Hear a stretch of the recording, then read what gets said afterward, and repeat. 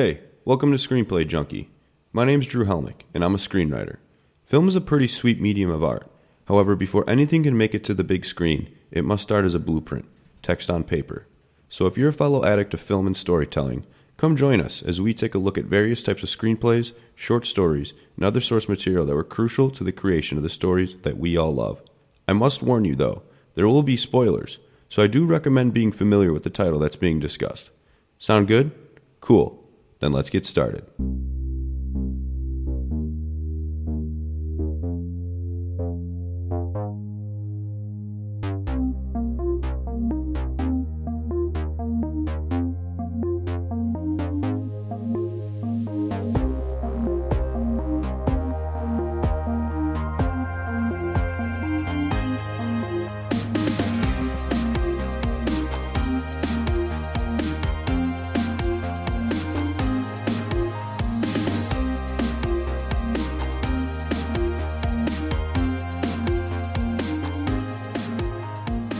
Welcome back, fellow story addicts, to Screenplay Junkie episode number 35. Drew Man Bryan here. Hello, episode 35. What? I think Brian's really old all of a sudden. It was an age SpongeBob joke to bring us in because it's episode 35. You know, pretty exciting. Good. It is pretty good. Is that what 35-year-olds sound like? Oh, crap. We're all screwed when we're in our 30s. 9 years away from that, so. Well, what do we got today? Jeepers Creepers, right? Yeah? Mm-hmm. All right. Some horror for you, listeners. What about the title? First of all, what do you guys think about the title, Jeepers Creepers? Does that sound like a really scary movie? I mean, it's kind of like Creepers. It sounds like it sounds kind of Creepers. Yeah, it sounds like kind of campy, but I mean, it is based off a song apparently, right? Exactly. Well, Yeah, so it sounds like almost like Scooby-Doo, like esque to me. Yeah. It could totally be a Scooby. It might be a Scooby-Doo Do you think this movie a could have cartoon. ended with, like, would have got away with it if it wasn't for those meddling kids?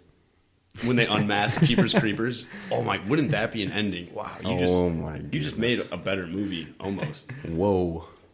This is not a Disney movie or a kids movie. There's no Scooby Doo. So Jeepers Creepers is a killer, and he's coming for you. And if he's coming for you, he wants to eat something specific from your body, right? Because then it like regenerates himself or whatever. He's a creep. He wants to eat you. Yes. So if he was coming for you guys, what part of you would he want the most? All right, I'll just go first. It's a tough question to answer, honestly. I mean, It's like, what is your most elite body part? I mean, seriously, probably my earlobes. Oh, wow. Really? I think I can agree with that. Like, they're just kind of big. You could put a lot of earrings in there. I mean, I couldn't even tell you Nah. because your headphones are covering yours right now, so I can't even see. No, I'm You just... wanna give me a sneak peek? Yeah, You I'm wanna give me being... a sneak peek? All right, Go ahead. fine. Oh, damn. Oh, you know, I know exactly what you're talking about. I don't know. couldn't say. I'm being silly. I don't know what he would want, man. I really have no idea. Brian, I'd probably go with, if he loves to try new foods and is open for new things, I'd say you can take my tongue. Because I love all types of foods. You think you got a good drinks, and- palate? I think I got a good palate, yeah. What about you, Matt? I have no idea. This is such a hard question. It to is, answer. because then if you pick something, you don't want to sound What would he like want? I mean, you're pompous, you know. I hate to be like uncreative here, but he probably would want our eyes. I mean, we all have green eyes. Only 2% of the world has green eyes. Not my eyes. Yeah, but what about the second part of this question though? What would he not want from you? I mean, I feel that we can answer this question about each other. Like Brian, he would not want your eyes. You have horrible eyes. Yes, very bad. The worst. You can't see a damn thing. No. Horrible. He wouldn't want my right shoulder, dislocated shoulder, sports injury. It's Wouldn't pretty want bum. it. It would Yeah. do nothing for It's him. no good. And he just wouldn't want Matt's face. Wow, thanks, man. Wow, that was a Just- dig that's- right there. Jeez, that Yeah. was very direct. I mean, you have to look at this a lot. I guess you'd be an expert in judging my face because you see it a lot more than everyone else. No, but Wow. what would he not want though? In all seriousness. He wouldn't want my nose. I can't smell anything. He cannot smell I couldn't even anything. smell a He can't gas even leak in be my able to own house. Yeah. Oh, okay, yeah, that's actually Can't right. smell Yeah, anything. that's true. Nope. Moving on, I know this movie scared me like crazy when I was a kid. Like, this definitely changed my view of what goes on in the country and what lurks beneath, like the cornfield and creepy barns and all that kind of stuff. I think that's what I said in our It episode when we were saying what would it transform into if we saw it. I think I said the guy from Jeepers Creepers. I'm pretty sure that's what I said. I just want to say this. I almost thought that the main character's name, Derry, was inspired by it in like some weird way. Yeah. As if like the director was giving a nod to who wrote it again? Stephen King, right? As if Yeah. it was like, hey, like Here's for Stephen King. My guy's name is Derry, short for Darius. It's interesting, yeah. But that was nowhere in trivia. To back that up, like I did go up on a little Reddit research, and they were saying like Pennywise and Jeepers Creepers are in the same demon realm, if you want to go in that same, down like, that rat, like in that the same hole multiverse? the same multiverse, Multiverse? quote unquote multiverse. But they have like the Multidimension-verse? same, they got to eat to stay alive, essentially, Right. And they have like the same kind of well, and there's And they the can fear live thing. forever. the fear thing, of course. Yeah, Maybe he did do something for the dairy thing, naming it. Maybe, I don't know. Huh, all right. That's a good connection though between the monsters. It's like if they can't feed, they die. So Okay, don't let them yeah. eat. Lock yourself in a room. Don't go outside. Everyone, if you're listening, And then, lock of course, yourself away right now. The the monsters, yearly they're coming basis for that you. it comes back, they both have like a set Right. time that Yeah. they come in and out of the world. But Jeepers Creepers, it's 23 years, if I'm correct. 23 years. 26 springs or something. Oh, like it's that. 26 years. It's in the 20s. It's in the 20s. I thought it was 23. And he's out for 23 days. How about the song though? That, Yeah, let's talk about the song. I wonder how much inspiration that had behind the screenplay. It had to have, man. I mean, he must have listened to this song when he was a kid And thought it was creepy. Yeah, like just, I mean, all speculation, but it is a very weird song. I don't know. Pretty amazing because I thought it was made for the movie, like as a score. No. You get the idea from a song. Yeah, I think everyone back in the 30s was just so drunk they just listened to whatever was made and just said, "Hey, this is good," because they didn't know anything else. Apparently, the song was a popular jazz number. Oh, good one. Good word choice. there. Jazz number. And Yeah. it was written by Harry Warren, and the lyrics were by Johnny Mercer. And what is this, from 1938? It was a movie, yeah. They wrote the song for a movie Internet specifically research. called Going Places. Yeah, and it was apparently premiered by Louis Armstrong. And has been covered by... Skies are blue. You were waiting for that one all day, weren't you? Yeah, oh my gosh. I saw his name 5 minutes ago. I was just like, all right, really, really do your best here, Matt. I give myself like a D- on that impression. That sucked. And the song has been covered by many other musicians. All right, do we want to go into the IMDb info on this one? Sure. So this movie came out in 2001 on August 31st. I'll go ahead and read the log line. A brother and sister driving home through isolated countryside for spring break encounter a flesh-eating creature which is in the midst of its ritualistic eating spree. All right, cool. I'm going to go back and think about that. You Eating said and they killing are spring. writing for spring break. They're coming home for spring break? Yeah, I guess so, yeah. They're coming home from college. Oh, okay. I thought you said because they're all about their parents in the movie. So I was just like, wait, what? If they're going on spring break, like, are their parents on spring break? Like, what's going on? I don't know. They're just going home. I was just confused. Yeah, Like, they're I thought driving that- home from college, yeah. Right. And we don't know if they're from the same college. We have no idea. Yeah. So this movie is written and directed by the same guy. His name's Victor Salva. And starring in this movie is Gina Phillips as Trish, Justin Long as Derry, and then Jonathan Breck plays the creeper, or the creature. Yeah. Yeah, quick shout out for Justin Long. If you think that name rings a bell, Dodgeball. Yeah. Yep, he plays like the wimpy guy in Dodgeball. He's in so many movies. So many. But this was his first lead role. All right, so they made this movie for $10 million, and it grossed worldwide $60 million. I feel like for $10 million, That's plus. that's kind of high again for another production for a movie. Because like throughout this movie, there's really, I guess the whole Jeepers Creepers outfit's awesome, but other than that, maybe the underneath the church scene, of course, too. But Yeah. $10 million's a lot of money to make movies. It is a dude, lot of for not money. like much that was really going on. Especially when you, like, I was saying earlier, you just brought up the scene where it's under the church and you see all the dead bodies. Yeah. To me, it looked like crap. Like, it didn't look realistic at all. And I was like, 10 mil, like, whoa, wow, they really did not use a lot of money here. They should have made this better, but, I mean, I don't know anything about that. So. I guess it's just straight to the hiring, the people that you're hiring, and like the whole electronic equipment I stuff. feel like, I feel the like special that's- effects people fucked that one up. Those bodies did not look real. They looked like mannequins. Yeah. I don't know where the money goes in that stuff. Yeah, $10 million, a lot of money, but they made $50 million. Yeah. Did you guys like the creature? Like, just the design, everything about it? In 2001? Yeah. I thought Yeah. it looked cool. Yeah, I like it. Yeah, I thought it's cool, most definitely. I don't know. I thought it looked good for 2001. Yeah, it looks good. All right, so let's get into the trivia. So this movie was shot in northern Florida, around Ocala, apparently. And in the screenplay, do you guys remember reading a specified location? No, just countryside. Just random countryside. Kind of weird. I usually remember always reading like a location in a movie script or something like that. It's kind of weird that it wasn't specified. Huh. I mean, even just watching it, I pictured the Midwest. I would have never thought Florida. Neither would I. No. Wow. You didn't see like one palm tree. No. Yeah. It must have been northern. Who knows? Yeah, seriously. Not really good at Florida geography. No, yeah. But they shot the movie in 35 days, and they were originally expecting 42, but the producers of the movie cut the budget a whole $1 million from 11 back to 10 because they did not want to shoot the ending scene that we read in the screenplay because the producers deemed it kind of stupid. And we'll talk about that later. In good reasoning. Yeah. All right, at this point, I need to point out that the director and writer of this film, Jeepers Creepers, what was his name again? Victor Salva. Yeah, Victor Salva. Well, he's a registered sex offender. And there was an incident on a 1988 film of his. It had something to do with a clown. It was a horror movie, and it had kids in it. There was an incident with him and some kids on the set, and I don't want to get into it, but he's a registered sex offender, okay? Just want to put that out there. Kind of weird, right? It's unfortunate. Alert. Yeah, no, that totally is. Well, I mean, just considering, like, even just, like, looking, like, knowing that he is a sex offender and then looking at specific things that kind of happen in this story. He served 1.5 years of probation, never went to jail. He's an actual creeper, like an actual monster. Yeah, in real life he is. Yeah. And there's been people that have protested his movies ever since that 1988 incident, and who knows how it affected his career down the line, especially in like today's world that we live in. That shit's not going to fly. No way, you're down and out. Who knows? You're but gone. Anyway, Salva, the director, he wanted the countryside settings for the film to have an eerie quality about them, right? And he said the Florida filming locations were so beautiful that they had to go back after shooting the footage and really try to make it darker and more ominous, right? So I guess the highway where the film was shot up, apparently it didn't look deserted enough, so he got the local homeowners to uproot their mailboxes for the days that they shot in their neighborhood. So that's kind of cool. Like, he was going literally door to door saying, hey, like, here's some money.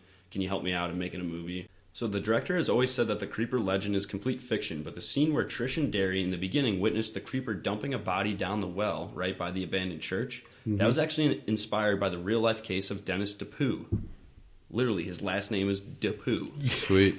He was a former Michigan property assessor who murdered his wife. Mr. DePoo murdered his wife and was seen by witnesses near an old school house with a bloody sheet. So Mr. DePoo was seen by these witnesses, and then he trailed them in his big truck, riding them bumper to bumper on the highway while these people were trying to go get help.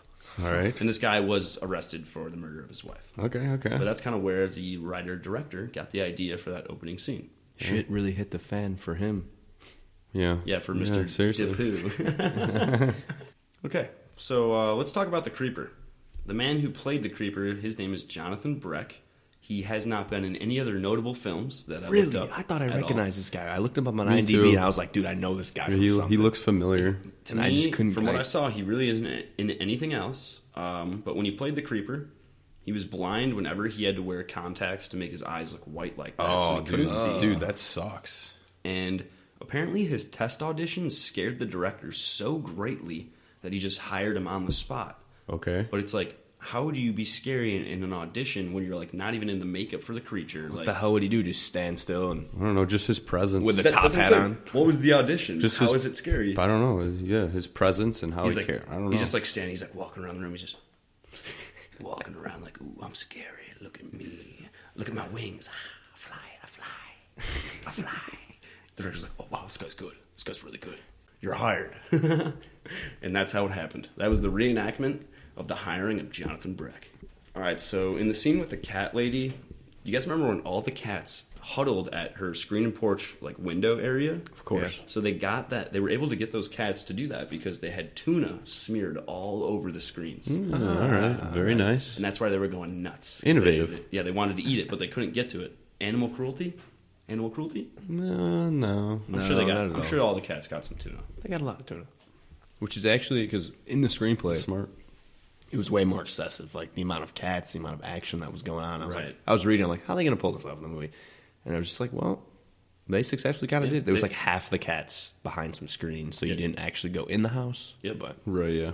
they still did well. They made it work. So let's get back to the Creeper. So in the screenplay, our Creeper actually speaks some dialogue, right? Yeah, yeah. How did you guys feel about that? I didn't like it. I mean, I thought it was interesting, but I didn't like it because it just made him more human for me. And he's a monster. He should be far away from human. I thought it was interesting just to for like a horror aspect for the character itself could be like the last person he eats, like he adopts their like voicing. Like that's maybe the reason that he wants their vocal cords. That plays on exactly what I'm about to say. Because if this was like part comedy, like imagine him talking like Freddy Krueger and just being funny while he's killing you, like that kind of shit. Maybe could have played. Yeah. Maybe if it was a horror comedy, yeah. But they wanted to go the serious route, so I loved that they cut the speech. All right, and that's all I got. All right, for trivia. Thank you. Script info. Like we said earlier, the screenplay is by Victor Salva. The draft date that we had was August 21st, 1999, and this comes in at 109 pages, which I believe the film is actually an hour and a half, so they had to cut out 20 pages. 20 pages, yeah. That lines up exactly with what I saw in the trivia. Yeah, and there was also like a cool drawing of like the creeper on the title page, which we've never seen something like that before. We don't know if the production company did that themselves or this draft that we did, if somebody on the internet just did that and attached it. We have no idea, but it's cool. We thought it was interesting. It reminded me like a comic book style. Like, and I thought it was like Jeepers Creepers comic. Like, I would read that. That sounds really cool. Yeah, totally. You could do a comic book of that. Yeah, for sure. I just want to open up like on the first page. This is a screenplay element that I want to talk about really quickly.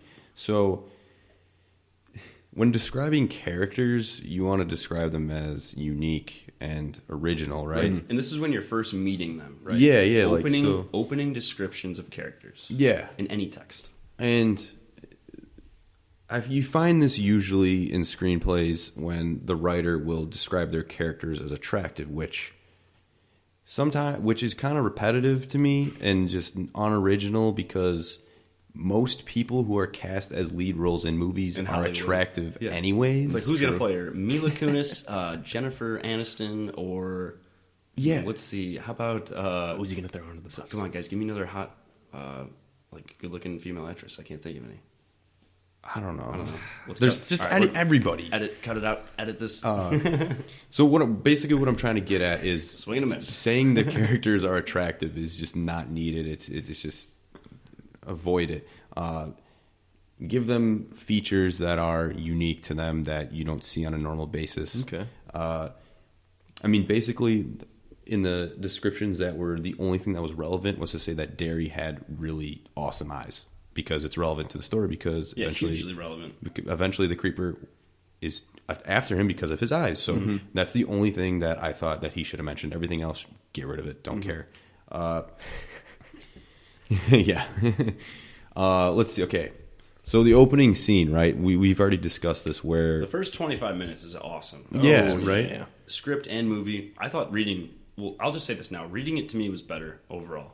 But the first 25 minutes of the story overall is awesome. Yeah, I mean, the opening scene when they're in the car, we meet them, and then there's that really long shot of the car, like, driving up behind them and then honks at them. And then later on, when they drive by the farmhouse, or not the farmhouse, the church, where the creeper's standing there and throwing the bodies down the drain pipe is incredibly creepy and effective, right? And they see it clear as day. And Brian, when we watched it earlier, we commented on how cool the shot was, because it literally looks like you're in the car. Yeah, it's nice. Point of view, driving by and just seeing someone toss bodies down a pipe and then look right at you and see you looking at them. In the film, it was so effective, I thought. It's so incredibly effective. And then... and it's so incredibly stupid that they want to go back. Right, yeah, that's what I think, when Derry's like, we need to go back, like, what if someone's still in there? Okay, I get what he's saying, but this is easily one of the top dumbest movie decisions ever, but without it, there is no movie. In the movie, she even recognizes, she's like, this is the point in scary movies where they make an awful decision, and I'm not about it. Yep. And it's just like... Yeah, the character in a movie is aware of... Come on, Derry. It makes no sense. But I guess at this point, we should talk about, like, what this creature is, right? Yeah. Because the first 25 minutes, like we said, is awesome. You just think it's like a killer, a murderer. Serial killer, essentially. Holy crap. They're right in the middle of it. What's going to happen? Well, it turns out it's like a demonoid monster thing. What is... Yeah, it's a monster. We don't really know. It's pretty up in the air as far as what he is. That's definitely one of my issues with this is a lot of plot holes and not really understanding what it is. But Yeah. you could view it as a positive though too. Of the Let's just talk about ambiguity. what we do know though. What we do know about this thing. So we know he wears a trench coat and a hat to blend in as a human, right? Yes. His skin up close is covered in thick dark green scales.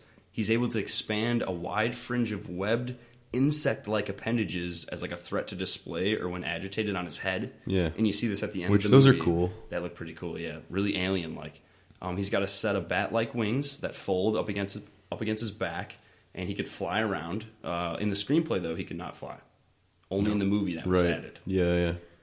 He's awake for 23 days every 23 springs, so 23 years, until he comes out every time. And he eats people to stay alive. He needs specific body parts to like regenerate himself. So whatever he's like, oh, like I need new lungs, so I'm gonna eat someone's lungs. Simple as that. Pretty crazy.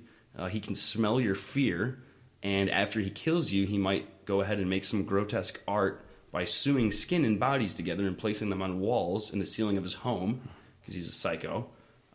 Which I believe that is a quick history lesson. If you guys heard of the sicko Ed Gein? Yeah, I know Ed Gein. He basically did that. He did, but I'm assuming that's where this went off. And that's where like Silence of the Lambs things got based off. Yeah, it's crazy. It's ridiculous that these things are based off real life people. Seriously, man. But the creeper, he does not seem to kill people indiscriminately. So he wants to kill you. He only kills you if he really wants to or needs to. Yeah. He'll spare your life if he thinks you're worthless, if your body parts suck. Yeah. If he doesn't want you. Yeah.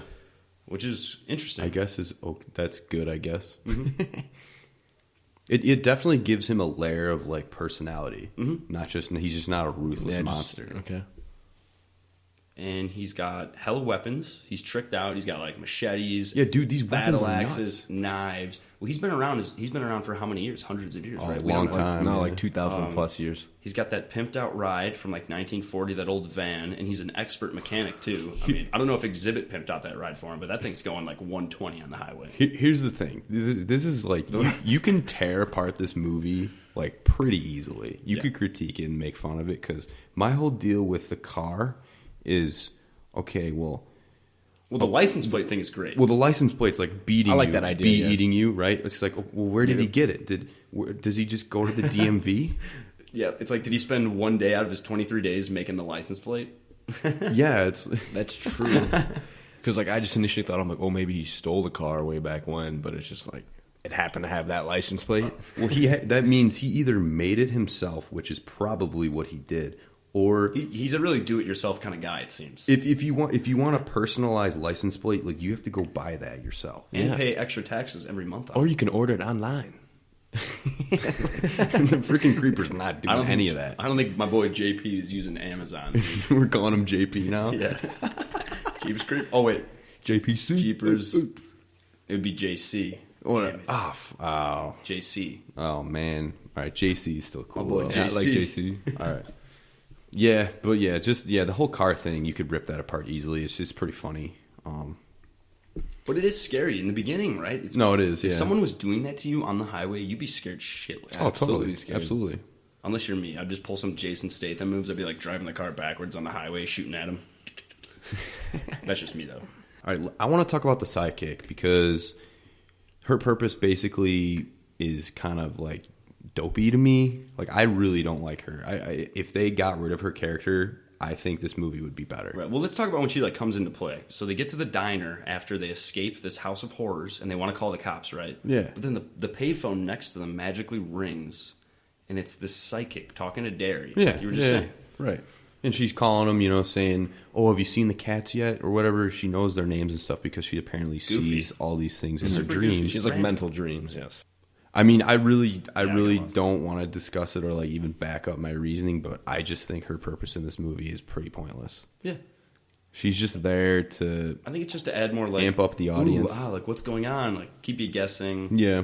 Just stuff like that. It's just kind of silly. I don't know. She claims she like goes all this way to come help them, but she really doesn't do anything for them.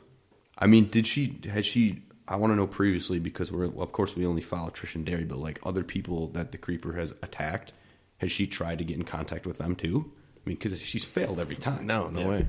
Not a Yeah, good because sight. she's too busy beating around the bush. I don't know why did she walk in and she's like, "You are going to die. Yes, follow me." Yeah. Yes, like- leave now. Like, leave you know, now. like she was just like, "I can't tell you." She was very indirect. It was just Yeah. like, if you were just would have tell him. But it's a movie. Yeah, I mean, we're not the only people that didn't like her. Apparently, all these people on the website IMDb that we use for a lot of this stuff on the show here, they didn't like her either. Everyone thought that she was just kind of randomly in the plot. Yeah. They didn't like her personality or just everything she was saying, all that stuff that we brought up. So we're not the only ones that did not like her character in the movie. I guess we could fast forward to this cat lady scene because, like we said, this is when we first hear the creeper talk in the screenplay. There are some other really weird parts in this scene that kind of relate to how we said the background of this director. Specifically, the cat lady speaks to Derry very weirdly. Sexual. Yeah, it's very sexual. And what coming she from a says. guy who's a sex offender, when I read that, it made me uncomfortable. And now that I know he's a sex offender, it Makes makes me you even more more uncomfortable. Exactly.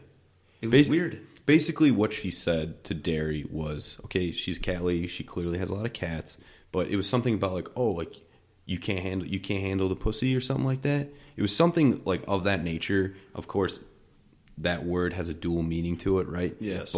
But how the writer said it, because a character never said it, but He went out of his way to like really make it even more weird. yeah, like he explicitly was like making it sound sexual. He's like, oh, Derry understands that she's talking about not the cat. Yeah, it was something like that. Like, It was oh, like cool. It was like, what is this? This has to Yikes. do with this is not. This does nothing because immediately as we meet the cat lady, she cocks a shotgun at him and says, "Get off my lawn!" And now she's like saying these remarks to him. It's like there is no place for this at all. whatsoever. Super weird, super creepy. I think the guy's just a creep who wrote it. But the movie's titled Jeepers Creepers, so it kind of worked for him. We didn't mention what he said. What the creeper says, right? We No. didn't say that. No, we did not say that. So if you've seen the movie, you know the cat lady dies, but there's actually a scene that was filmed, and you can look it up on YouTube if you want to see it. He's sniffing her up because he sniffs all his victims. Yes. And what he says to Derry is, "She doesn't smell so good, Derry." And then they run away. Right. And get back into their car and drive away. Which, I mean, yeah, that is kind of creepy, but like... It's much more It's effective when just- him just staring at them and then like grimacing with his big teeth. It's just Yeah. more scary. Yeah, for sure. Because it's like this inhuman thing wants to kill us and it's never going to stop. Yeah. When he talks, it just makes him goofy. Yeah, it's more human, not as scary, I guess. So they leave the cat lady's area like they do in the movie as well. However, in the screenplay, when they're driving away, they get cut off by a train, and Derry and Trish just barely get over the tracks while the train zooms by, and the creeper's following them in the van or his truck or whatever you want to call it behind him. He can't get across the track, so he's cut off, and Trish and Derry cannot drive away because their car sucks and gets stuck in gear. And It took a beating, the whole movie. It and really did. screenplay. That Yeah. car took a beating. so the creeper just jumps over Over the train. The movie Yeah, train. right. Which, I'm buying that. Like, it was definitely capable of that in the Yeah, movie. that's fine. I mean, because, that is kind of an effective scene because you're like, oh, they're safe by the train. He can't get by it, and he easily jumps like over it. So, that's kind of cool. yeah. I liked it. I mean, it was different in the movie, though, because, well, what happens next after this whole train scene is in both the screenplay and movie, they run him over with the car, and they think they kill him. Right. Which, the setup for that is kind of ridiculous anyways. Like, if he's so powerful and strong, how does he get run over in the first place? Yeah. The It movie is. was kind of dragged. Whatever. too. Let's not get hung up on that. No, it is silly, though, yeah. They run him over, and they think he's dead, and they go back to a police station in both scenarios, right? Yeah. In the screenplay, there's a whole other scenes where we leave the police station. In the movie, everything culminates and ends at the police station. I just wanted to get that out of the way. Yeah. Right.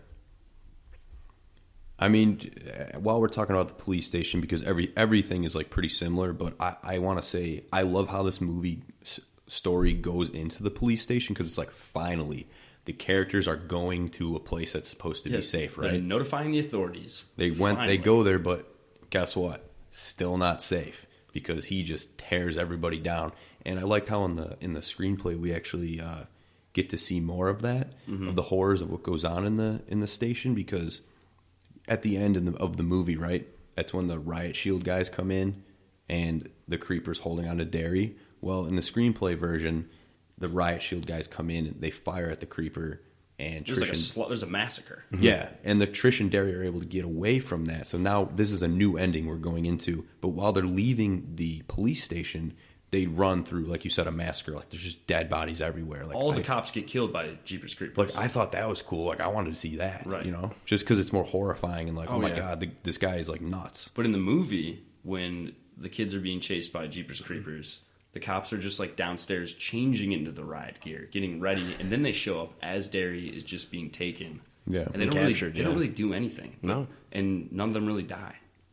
No, I guess my ultimate question that I just thought of now, and I was just sitting on, was yes, they go to the cops and they're not buying it at first, and right, yeah.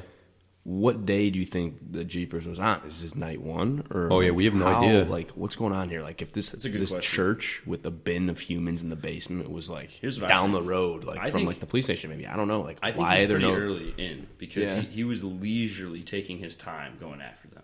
Like if he was on the last day, he'd just be like, all right, I need this dude. True. This guy smells good. I'm gonna kill him and take whatever I need from him. That's right. Yeah. I feel like the way he toyed with them, he had time, and the reason I'm guessing this is because in Jeepers Creepers 2, the whole plot is like the last day. Yeah. This is days after Derry was killed, or weeks after, and then now it's the 23rd day. It's the last day. So now he has to kill people right away because he has to go to sleep the next day. Yeah. So this had to be earlier on. Okay. And by the way, I should mention. This guy like clearly doesn't care about his places because it sounds like that church was his like main base, right? Mm-hmm. Well, once someone gets a tip that there's a bunch of dead bodies down there, which I don't even know how he found out about that, but yeah, he burns the church to get rid of all that. Which was a really smart move for a demon monster. Absolutely, yeah, right. Burning all the evidence, destroying the evidence. Yeah, smart move. Seriously. Let's get back to the ending though. So. After Derry and Trish flee the station, too. We're talking about the screenplay ending because in the movie it's already over. Derry got taken. At the police station. Movie over. Right. But in the screenplay, they left the police station and they're in Jeepers Creepers' car. Yeah, which I thought that was kind of cool. It's like we get to see like the inside of his van. Which oh my god, it looked gross. Medieval weapons from like was the steering wheel made out of a human skin? It sounded like it was. Maybe it was. It was all like sticky or something. They were saying. Yeah, they're saying it was like everything was like sticky and just like covered in like blood and the like stick shift nasty was it was something. Yeah, that was creepy, man. It's got some power under the hood though. It's like driving a Ferrari, but it's like a pickup truck. So they're driving away, and this van, remember, because it's totally souped up. They're going like 120 miles an hour, and the creeper in the screenplay cannot fly. Flying. this dude is just running after him. He's the Flash. He's going like 120 miles an hour. That's what they describe in the screenplay. No joke. They're saying that this creature is running over 100 miles per hour, catching up to the van. Which I am so glad they got rid of that because that would have looked so goofy. Oh my gosh! What is this Roadrunner approaching us right now? Exactly. It's absolutely ridiculous. But so the creeper is chasing them, of course, and he gets on the van. Whatever, they knock this guy off like 3 times. Right. So the brother is driving while the girl is using the weapons in the van to fight off Jeepers Creepers. Yes. So she first throws a spear at him, I think, and he falls out. Then she cuts his arm off and his head, and then she cuts his head off, and he's still going. Like this is just hilarious now, to me. Like imagine that headless, armless corpse. It is scary, but it's also hilarious. It's ridiculous. Watching this would have been a sci-fi movie, dude, like a sci-fi original. But we said idiocracy. We said this earlier because a character explicitly says in the script, "How can he eat us? His head has been chopped off." She says that after she cuts his head off. the sister in the movie. It's like in the script. I mean, it's like you're right. How could he? It doesn't make any sense. But what it culminates to is. The brother who's driving the car stops the car. He throws his sister out because he realizes that the monster's never going to stop. And it wants him. He knows it wants him. And he knows at this point that it wants him. And another train is about to pass by. I guess a lot of trains here in Florida. And he throws his sister out and he starts driving towards the train as Jeepers Creepers lands on the truck. Yeah. And he just crashes with the train. Like, what if that was a passenger train? He didn't care about anyone on the train. And everything blows up. Yes. They specifically said explosion. Explosion. Yeah. However, the ending in the screenplay, what we just talked about, is the same as the movie, where Jeepers Creepers has Justin Long, has the brother, and his skin fully intact in a brand new evil lair. His Creeper's head's back on. So how did all of them survive? Like, how did his body survive an explosion? I mean, that was my question was, okay, I could see how the Creeper could survive because he's just a super strong guy. He can't die. But my question was, well, how does Derry's body like still good? Yeah. This dude's body should be like incinerated. It makes no sense. He's not that good at preserving bodies. No. But what a great ending, though. Just overall, Justin Long's eyes just hollowed out. In the movie, yeah. Mm-hmm. It's great in the movie. It is. I agree. The movie ending is totally effective. It's very. It's not a grim. happy ending. Like usually stories are like, oh, it's everybody wins. Or some bullshit. In both And then endings, it's just you're like- losing a main character. Yeah. One of the main characters Most definitely. dies. And that doesn't always happen. It's very grim and bleak. I agree for sure. Totally. And the creatures, I mean, even though he's pretty goofy sometimes, he is scary. If he was coming after you, you'd be pooping your pants. Oh, yeah. Yeah, for sure. All right, final thoughts, guys? Let's wrap it up. All right, cool. I'll go first. I mean, overall, like I said earlier in the show, I liked the screenplay a lot better than the film. I think my imagination just got the best of me when I was reading it, especially the first half. When they initially go into that lair, the evil lair, where you're seeing all the dead bodies. I mean, in the film, it just doesn't really do it justice from what I read in the screenplay, because, I mean, a $10 million budget is a lot of money, but I just wasn't buying it. It didn't look that scary down there to me.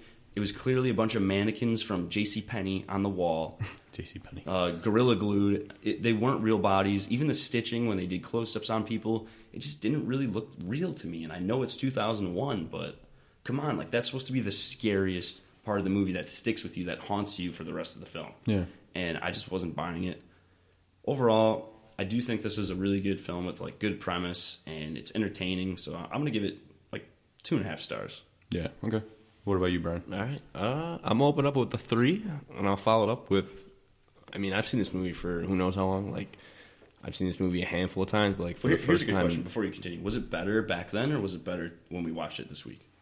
Better back then. Yeah, Me back too. then for sure. It's better when you're younger, when you're a kid. Always. I mean, I feel like that's for most movies, but anyways, go ahead. Bryan. Yeah, just from 4 years younger, like, he used to scare me. I know Drew said at the beginning, but it's just the horror. Like, the creature's great. I like its face, its features, all about it. Like, it's super scary. Always gets me going. But, like, as we watched it today, I was just like, oh yeah, it's a good movie. Like, I like Justin Long. Like, I like all the movies that he's in. He killed it.